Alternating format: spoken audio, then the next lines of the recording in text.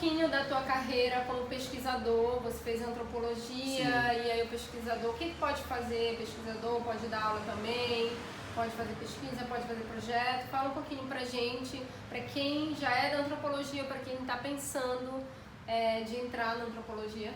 A antropologia, ela me proporcionou a oportunidade de trabalhar com diferentes objetos de pesquisa. Então, como o antropólogo ele estuda a sociedade, ele estuda a produção simbólica, né, tudo aquilo que os seres humanos fazem e conferem sentido ao que fazem, na verdade você pode trabalhar com qualquer coisa. O antropólogo ele não trabalha só com sociedades indígenas, quilombolas, ele pode ser um antropólogo urbano, como é o meu caso. Né? Na minha tese de doutorado eu trabalhei com memória ambiental da bacia do Una e o meu objetivo naquela pesquisa era entender como as pessoas se relacionavam e como elas reagiam às transformações no meio ambiente, principalmente ligadas à água aqui em Belém.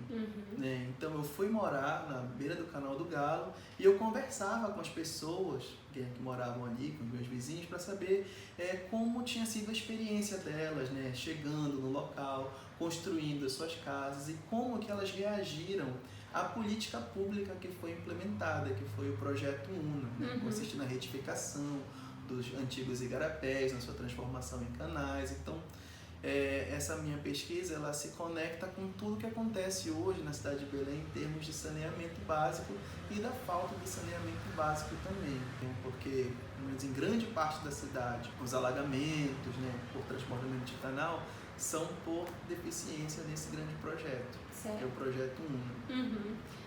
E o antropólogo ele tem muito isso de estar lá com o teu sujeito de pesquisa, de conviver, né? Você passa um pouco mais de tempo, digamos, para você coletar essa pesquisa. Tem uma questão de confiança aí também? Sim, olha, a antropologia não necessariamente faz etnografia. Tem muitos antropólogos que fazem, por exemplo, pesquisa a partir de textos, de documentos, né?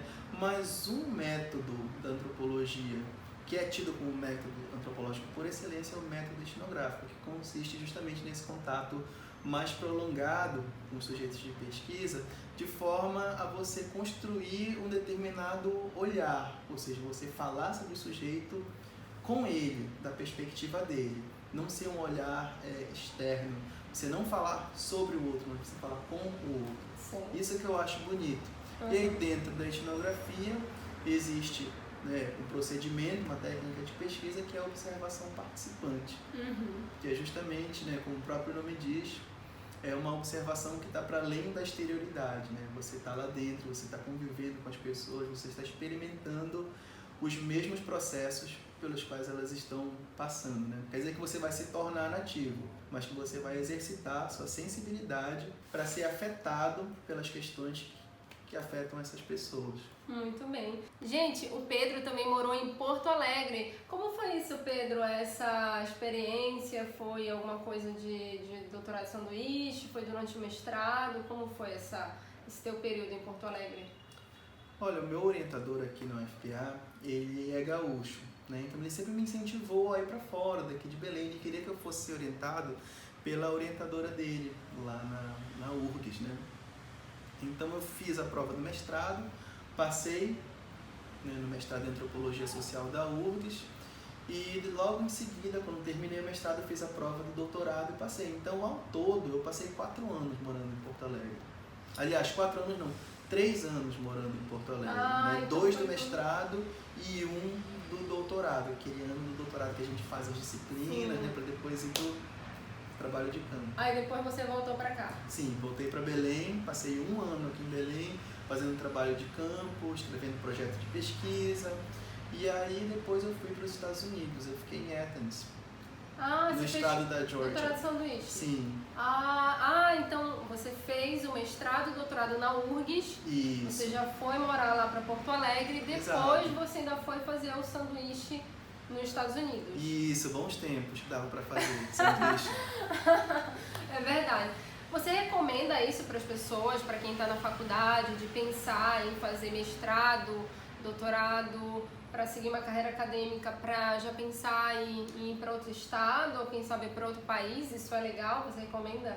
Olha, isso é legal, mas eu vejo isso como uma experiência enriquecedora do ponto de vista pessoal, né? Hoje em dia, a nossa universidade é uma das melhores universidades, talvez a melhor universidade do Norte, a UFPA. Então, pela minha própria formação na UFPA, eu não diria para uma pessoa procurar algo que a UFPA não tem a oferecer, sabe, Larissa?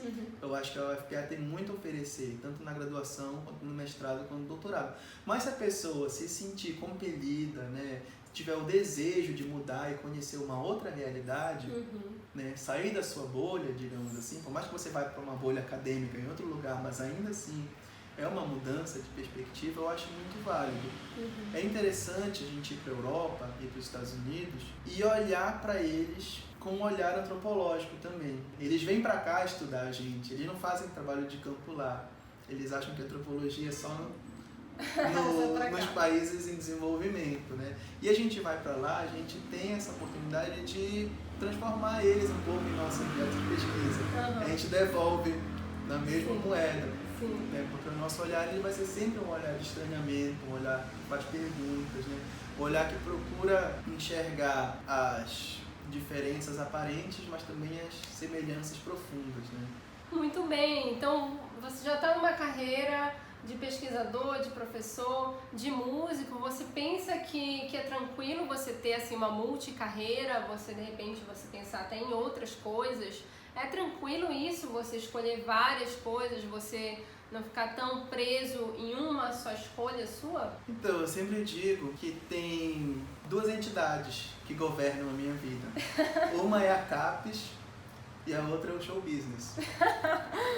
E assim, tanto a CAPES quanto o show business, eles são implacáveis, né? Então, mas não há conflito. Eu te confesso, se eu tivesse que escolher entre um dos dois, eu fico com a CAPES, porque a CAPES me paga melhor. Mas enfim, o que eu quero te dizer, mas não há conflito, eles não brigam. Eu acho muito importante a gente se nutrir da arte. Eu sempre falo para os meus alunos que o processo de escrita de um artigo, de um TCC, de uma dissertação, de uma tese, ele é um processo técnico, né? Você tem que manejar o conhecimento existente de forma estratégica, mas ele também é um processo artístico. E muitas vezes o nosso bloqueio na escrita, ele não é um bloqueio técnico, ele é um bloqueio artístico, entende? Você tem as leituras, você fez a pesquisa, ninguém sabe sobre aquele assunto, sobre aquela pesquisa, melhor do que você, que faz a pesquisa. Mas a gente não consegue escrever. Senta e dá aquele branco. Sabe? Por que a gente não consegue escrever? Isso não é um bloqueio técnico, isso é um bloqueio artístico. Tem a ver com as estratégias de autoria que você mobiliza para construir o seu texto. Então, a dor da tese, tem um texto da Miriam Gross que chama Dor da Tese. Né? Então, a dor da tese, que pode ser a dor do TCC, a dor do artigo, ela é uma dor similar ao processo de criação artística de quem está pintando, de quem está compondo, de quem está escrevendo um romance. Então, eu sempre digo para os alunos que eles precisam ler literatura. Quem não lê não consegue escrever, né? E a gente tem que se nutrir de arte, não só da literatura, mas da música também, né? Então a música ela me ajuda nesse sentido, no sentido de ser uma ginástica mental, né? Você aprender as músicas, você cantar numa outra língua também, ensaiar, você se manter sempre ativo, sempre manter sua mente funcionando em algo criativo. E a criatividade ela transborda de uma área para outra. Que incrível! Então, mesmo para quem não vai seguir uma carreira na música, a música ela sempre é incrível, né? Ela sempre vai ajudar as pessoas, né? Com certeza, eu não tenho dúvida nenhuma disso. Para mim, me ajuda. Como já é tradição aqui no canal, vou pedir para o Pedro Paulo Café tocar uma música pra gente aqui, mostrar seus talentos na música. Escolha aí que música você quer tocar. Vou tocar um trecho de You Only Live Once, né? Só se vive uma vez, então vamos aproveitar. Vamos aproveitar, vamos aproveitar.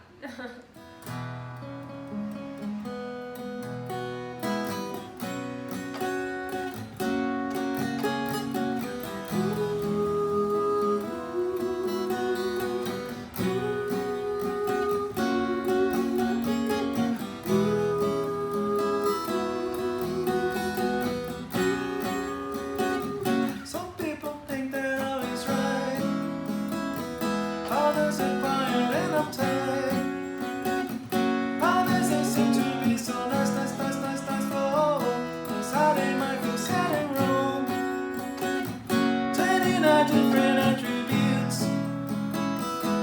Only 7 that you like. 20 ways to see the world. 20 ways to start a fight. Oh no, don't get up. I can see the sunshine. I'll be waiting for you, baby. 'Cause I'm true. See me down. Shut me up. I'll calm down. And I'll get along with you.